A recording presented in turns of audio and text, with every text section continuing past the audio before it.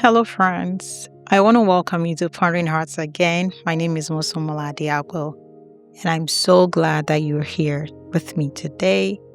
As you know, we've been talking about not going down to Egypt when God's instructions seem counterintuitive.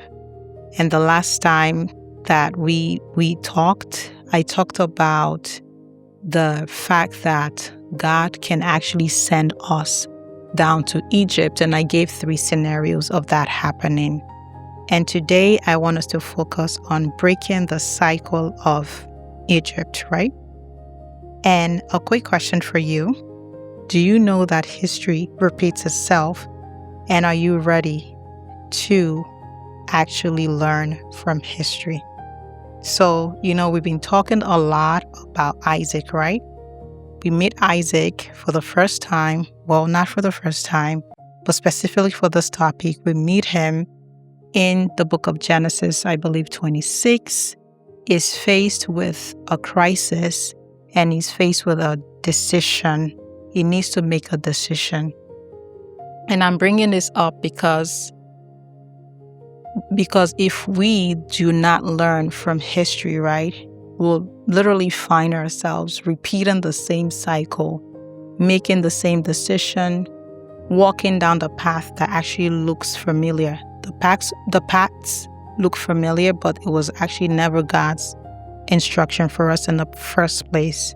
So similar to what, Isaac is feeling the pressure. He's feeling the need to unplug, remove himself from the situation, right? And at the point where, he's making the decision to follow his father's pattern, right? Because why is he even following the pattern that was already laid for him before? Because the famine was not just any type of famine, right?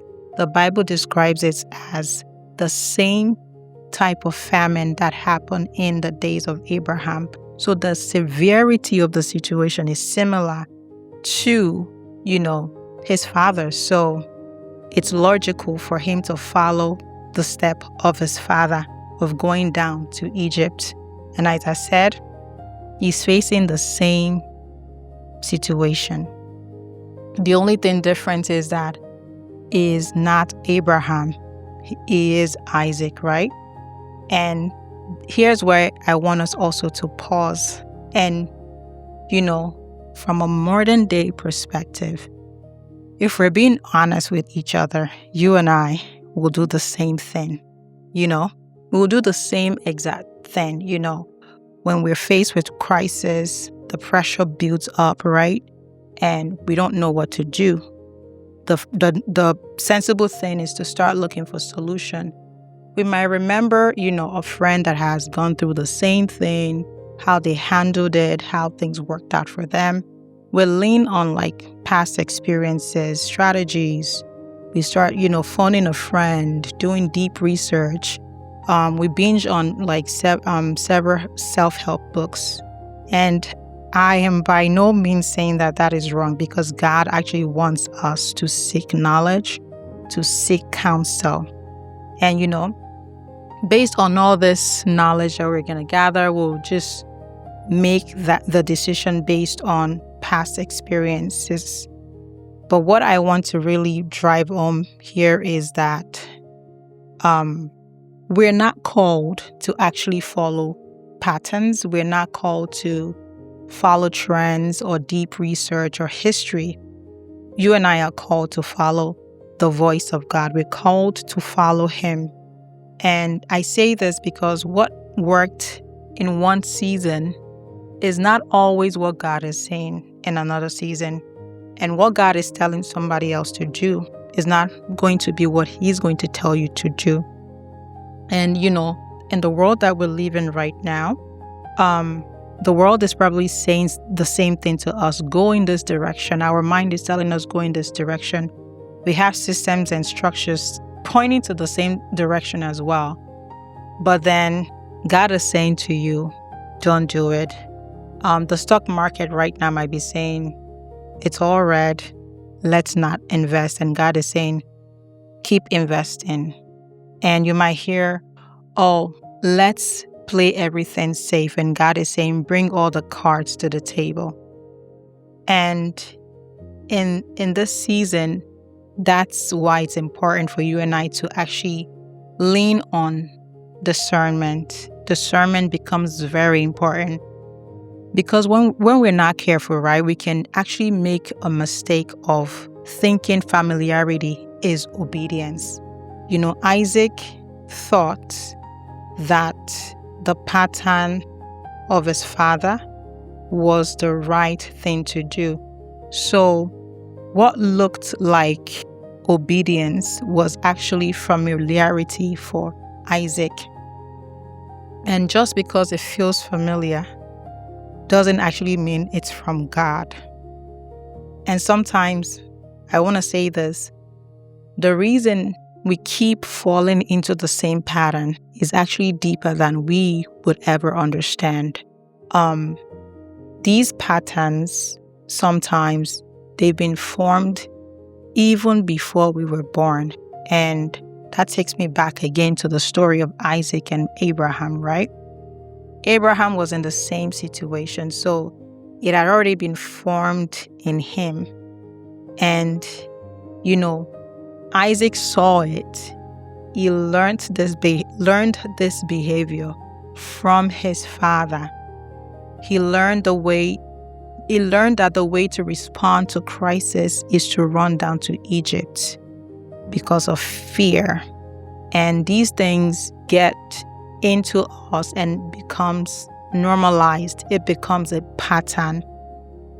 But the thing is that not everything that is passed down is actually meant to be carried forward. And thank God, you know, in the case of Isaac, right, God did not allow what was passed down, the decision that Abraham made to go down to Egypt, he didn't allow that to impact or hinder Isaac. And I'm encouraging you and I today that what has been passed down to us that is negative doesn't mean that we ourselves need to keep carrying it forward. We need to come to a place of surrender, right?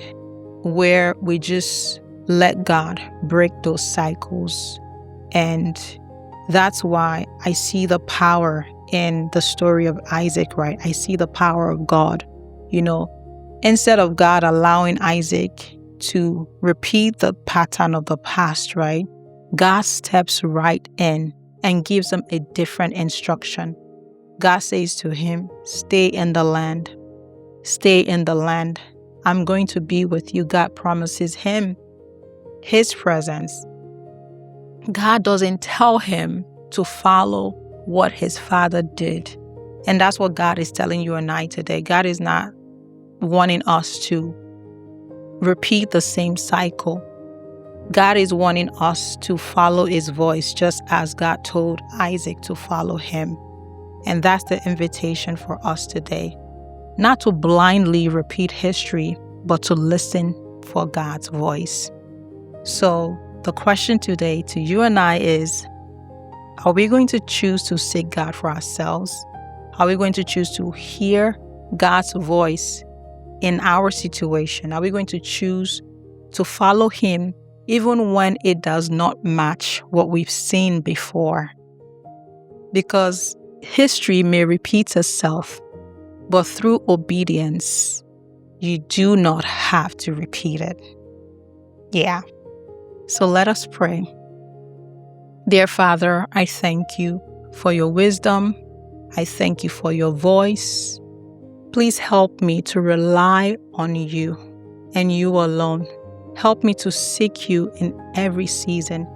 Help me, O God, to have the courage to follow your instruction, even when it looks different from what I'm used to. In Jesus' name, amen. Thank you so much for spending time with me today. I will see you in the next episode.